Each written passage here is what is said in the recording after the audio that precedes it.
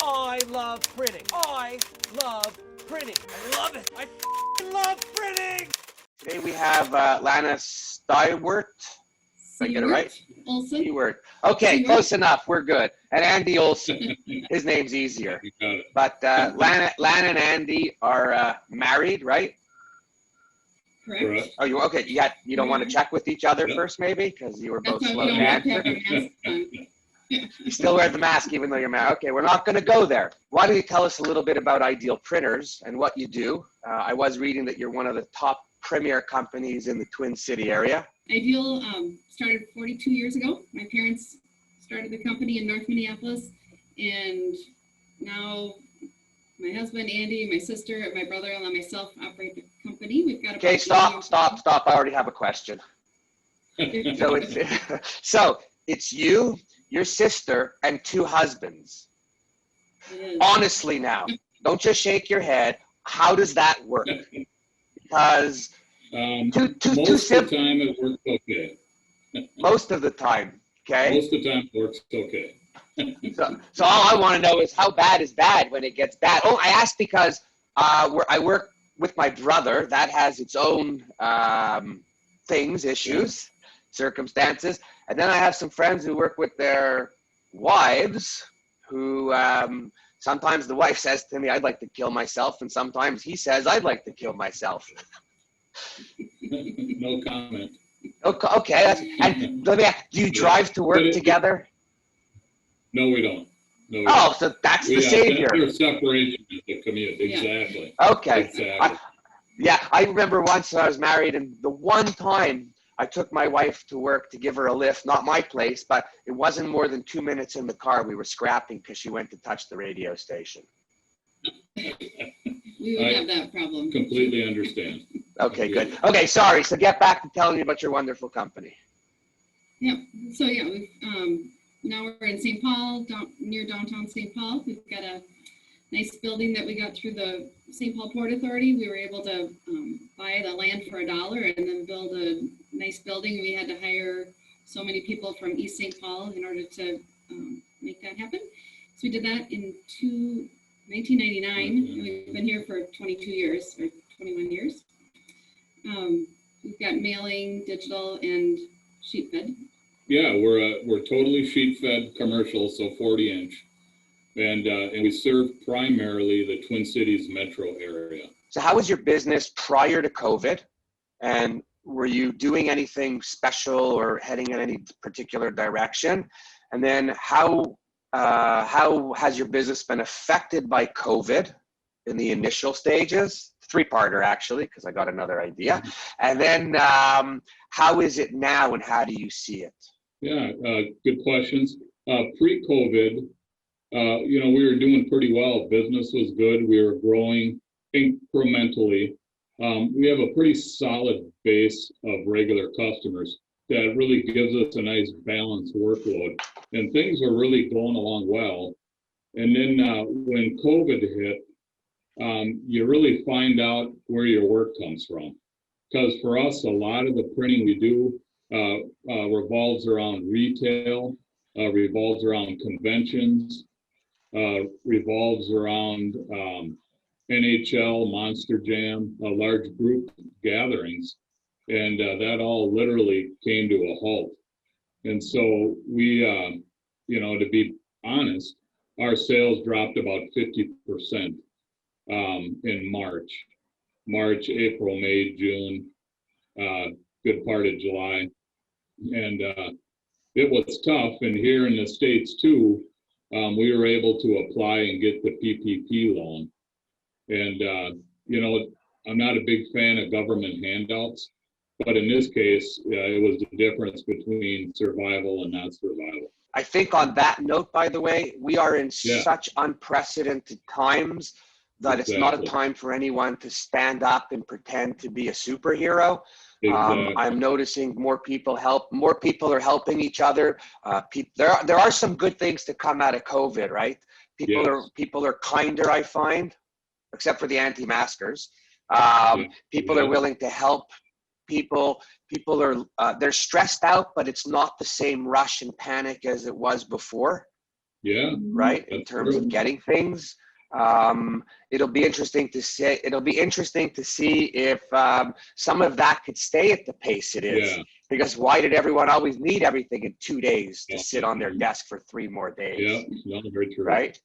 So that's good. And the 50%, by the way, you fall right in with the average. And the people I've been talking to, I've had anywhere from like 20 to 60 to 70%. Yeah. One company was talking 85% because their main makeup of work was all university. So after the first couple months, how were things moving for you? You know, we furloughed quite a few people, and then we did end up having to lay off probably about 10 to 15, 12% of our employees. But it did make us a little leaner, and the employees that are here are all fantastic and handling the situation very well and accepting of it. And everyone's working harder to get the work out because we've got less people here. So we've got less work, but it feels like we're still a little busy because we don't have as many people here.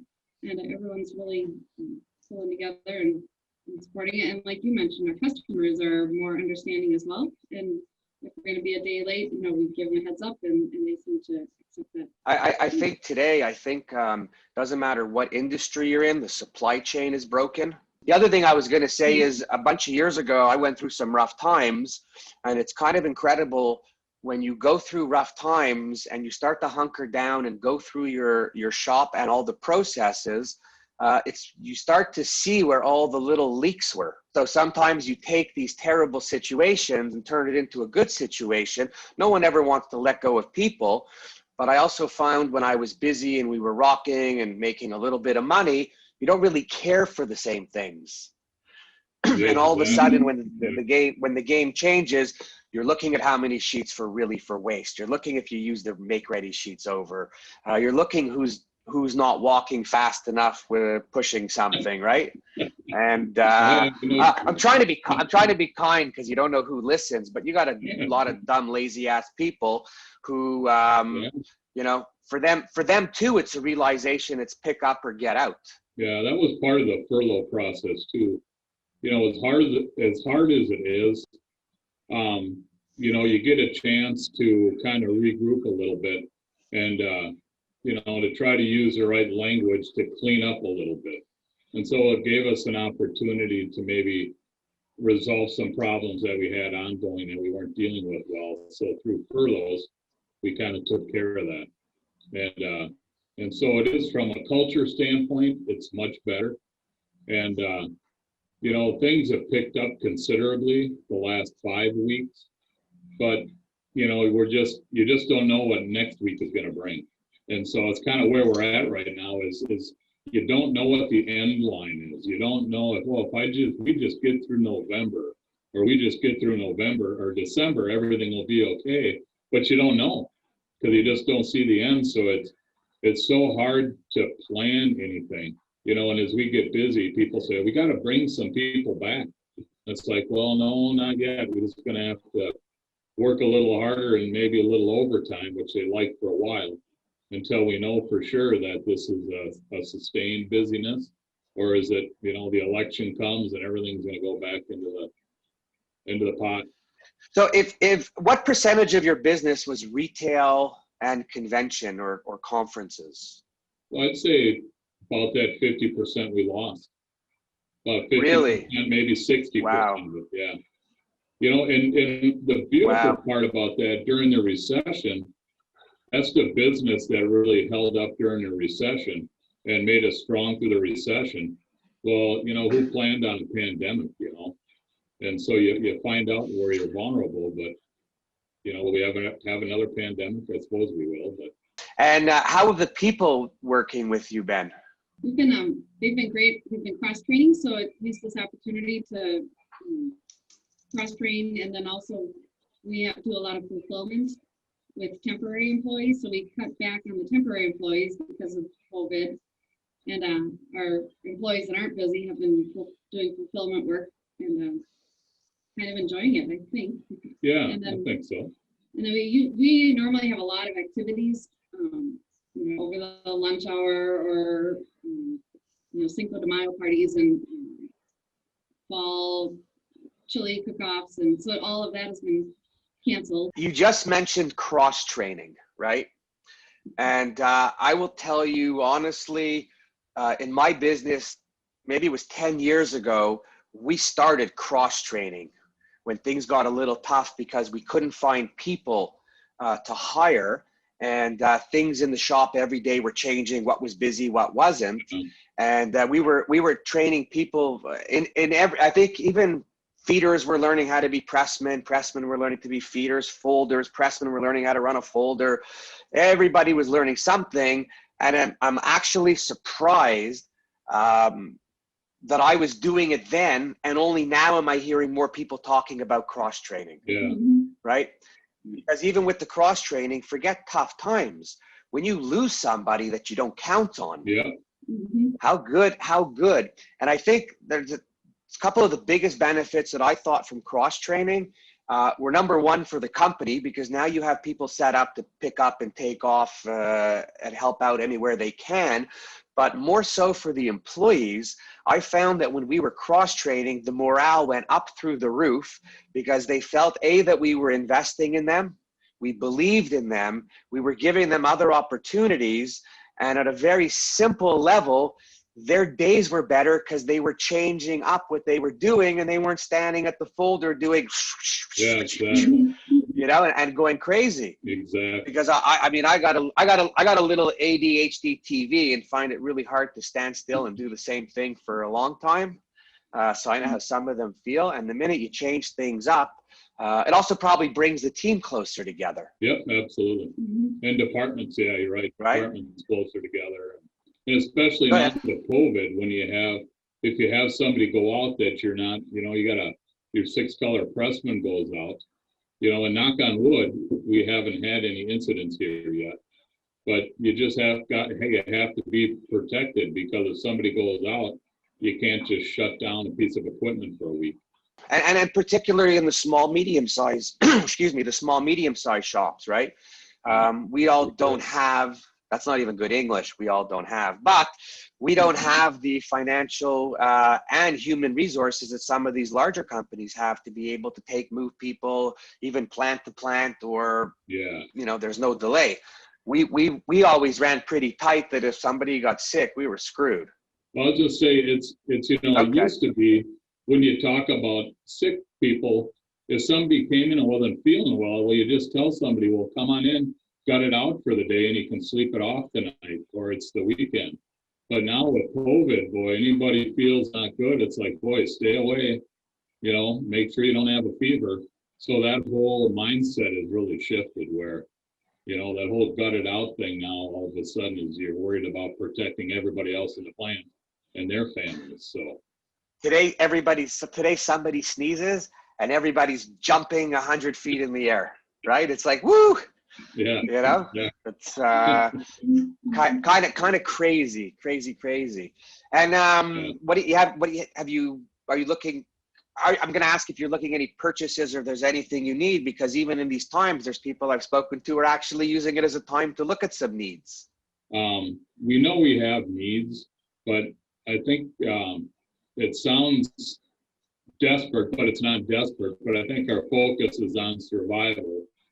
And then once we get through that, you know, there are some equipment needs we have. We've added some things to our bindery area, but as far as major investments, we're kind of putting anything off until after the first of the year, because it's hard to focus and talk about capital expenditures, you know, when you're just trying to keep cash flow going, and, you know, it's hard to focus on both.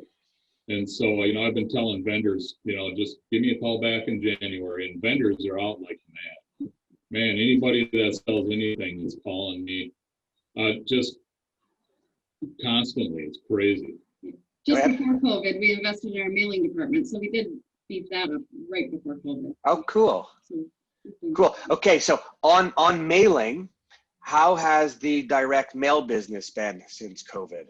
I'm asking because I hear down, and then I hear coming up. Then I hear a lot of people recommending that people go out and sell to their customers, you know, that they do direct mail to let people know they're open, the restaurants, this or that.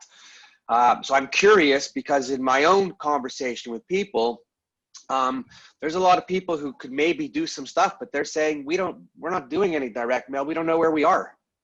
We don't want to spend the money on our restaurant if we're going to be closed in a month.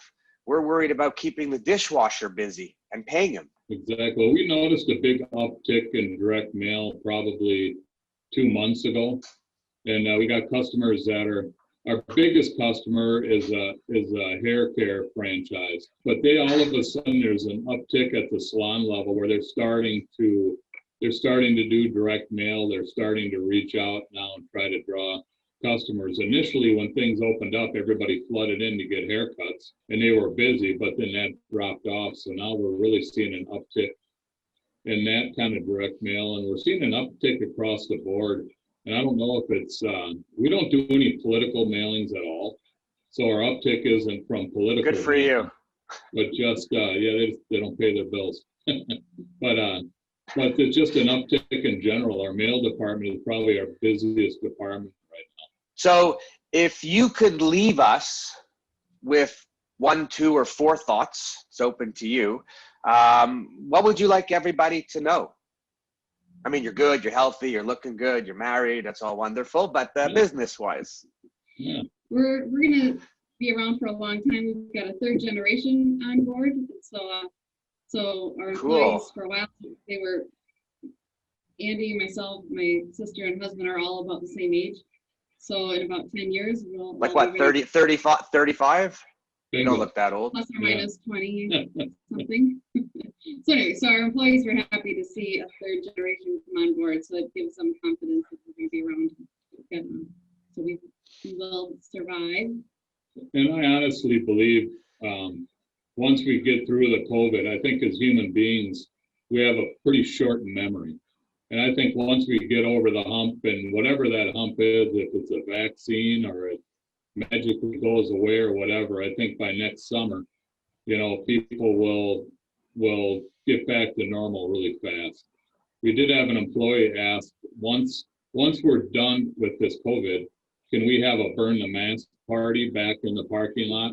I said, you bet, I'm bringing the beer. I like that. Yeah, exactly. So, by the way, you got to video that and post that video. Oh, that is absolutely. great. Absolutely. Are people wearing masks in your place? Yes. Yeah, we wear masks. If somebody's working on a piece of equipment, no one really around them, they don't have a mask on. Right. But anytime we move through the office or move through the shop or have conversations, it was hard to get used to be honest with you. But yeah, everybody's doing it. And I find I look better in a mask than without a mask. So it might be a permanent thing for me. I'm not even going to go there with the comment, but the other, well, you know what? Maybe you could try brown paper bag with the 2 holes. Yeah. Then you could see where you're going and you could save everybody. Anybody hear that idea? Yeah. Cool. So actually, I think out of this whole conversation, I love the idea of burn the mask party in the parking lot. Yeah, I'm glad we could offer something. And I'm thinking you need to make some T-shirts. Oh, yeah. And maybe you want to do a mailing and invite your customers. That's a great idea. Oh, right? Just for fun. Yeah. Listen, if Flying and Borders are open, I'm good to come down and burn a few masks myself, right? It's so last thing I'll say is I think today with everything going on, I think that we as people really just need to start to shine together. We need to drop down the gloves. We need to get on the same page. This virus that's out there is a virus. It's a science. It's nothing else. We need to look at it that way.